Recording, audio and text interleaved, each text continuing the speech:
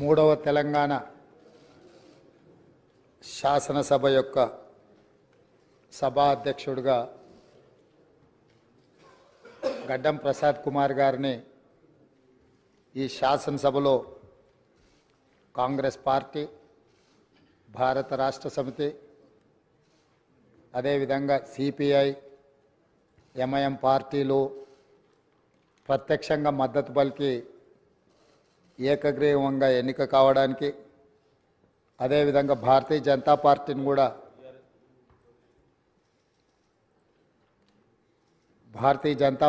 కూడా సంప్రదించడం జరిగింది.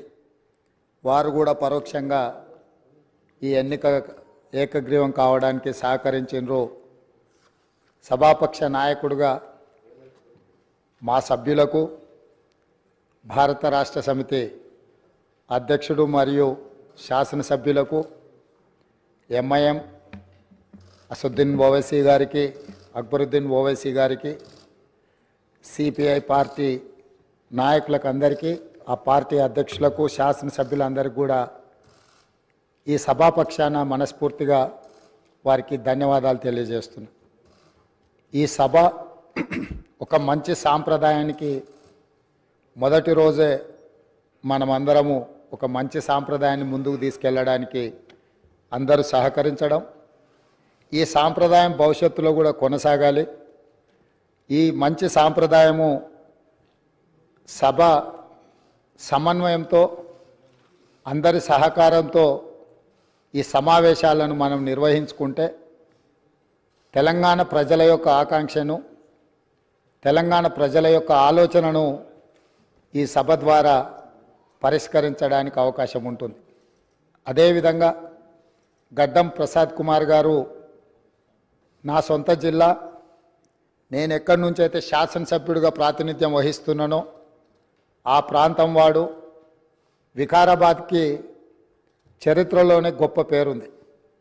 నిజాం సర్కారు ఉన్నప్పుడు చాలా రుగ్మతులు ఉన్న వాళ్ళకి వైద్య సహాయం అందాల్సిన వివిధ రకాల ఇబ్బందులు ఉన్న వాళ్ళందరినీ కూడా వికారాబాద్ గుట్ట మీద వైద్యం చేస్తే అందరికీ ఆ రుగ్మతలు తగ్గి సమస్యలు పరిష్కారం అవుతాయని తెలుసు.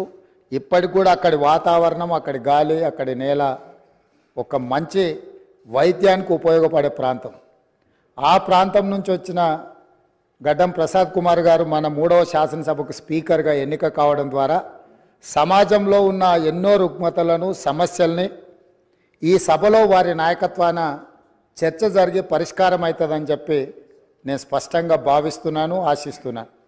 అదేవిధంగా వారు అతి సామాన్యమైన కుటుంబం. వెనుకబడి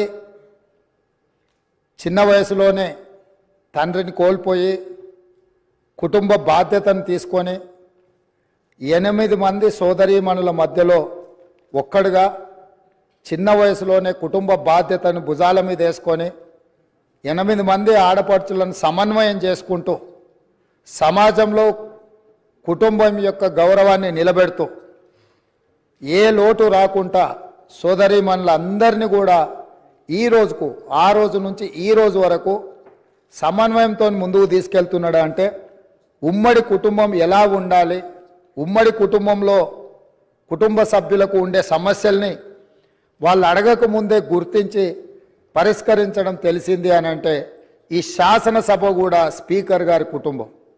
మనందరం కూడా వారి కుటుంబంలో సభ్యులం. అది ప్రతిపక్షము, పాలకపక్షము, విపక్షము అనే విభేదాలు లేకుండా సభ్యులు అంటే ఈ సభ యొక్క సభ్యులు. ఆ సభ్యులు లేవనెత్తే అంశాలను, వారు లేవనెత్తిన అంశాలలో ఉన్న లోతును దృష్టిలో పెట్టుకొని తప్పకుండా స్పీకర్ గారు ఆ సమస్యలకు పరిష్కారం చూపిస్తారు.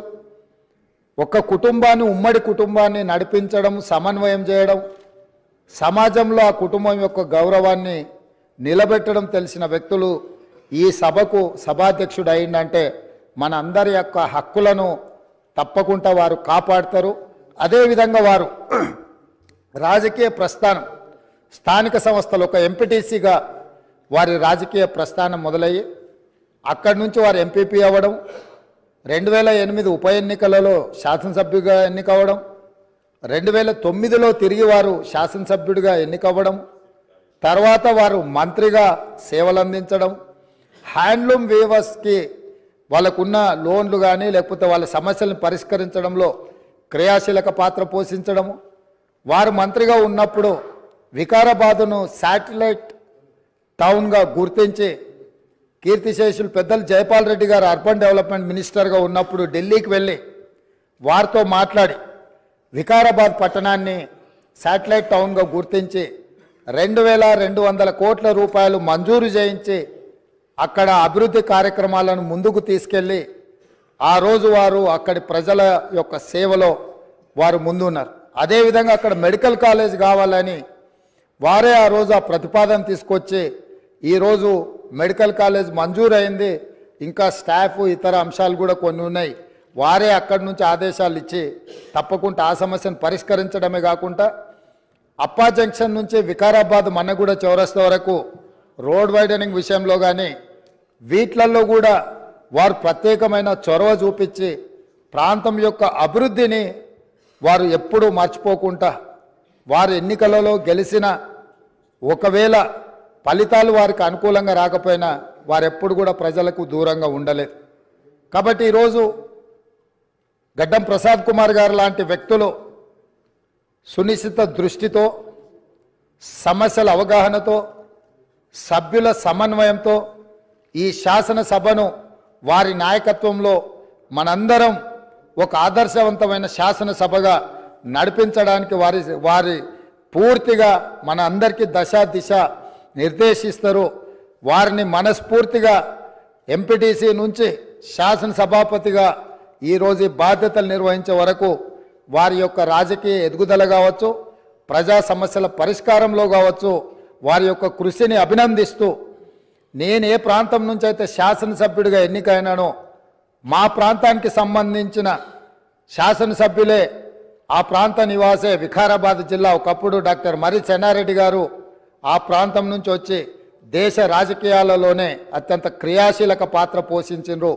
ఆ ప్రాంతం నుంచి వచ్చిన గడ్డం ప్రసాద్ కుమార్ గారు ఈ సభ అధ్యక్షుడిగా ఎన్నికవ్వడం, ఈ ఎన్నికవ్వడానికి సహకరించిన మిత్రపక్షాలన్నిటినీ ప్రతిపక్షాలన్నిటిని కూడా మరొకసారి అభినందిస్తూ మనస్ఫూర్తిగా వారికి అభినందనలు తెలియజేస్తూ ఈ సభలో సభ్యుల యొక్క అందరి హక్కులను వారు కాపాడతారనే నమ్మకంతో వారు అభినందిస్తున్నాను.